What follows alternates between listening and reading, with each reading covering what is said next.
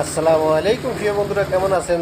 জালি কুমড়া দিয়ে কীভাবে মিষ্টি তৈরি করা হয় দেখেন, অবশ্য দেখবেন, দেখলে বুঝতে পারবেন কীভাবে মিষ্টি তৈরি করা হয় জালি কুমড়া দিয়ে।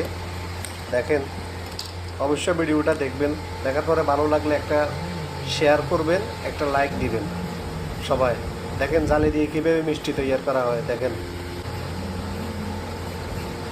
অনেক সুন্দর সিস্টেম। যারা প্রথমবার দেখতেছেন অবশ্যই একটা শেয়ার করবেন, একটা লাইক দিবেন ভিডিওতে যদি আপনাদের ভালো লাগে। দেখছেন মিষ্টি, অবশ্যই সুস্বাদু মিষ্টি হবে।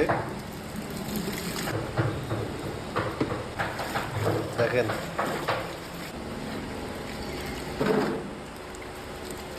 সবাইকে অসংখ্য ধন্যবাদ ভিডিওটা দেখার জন্য। যারা যারা দেখছেন, লাইক কমেন্ট দিয়েছেন, তাদেরকে অসংখ্য ধন্যবাদ।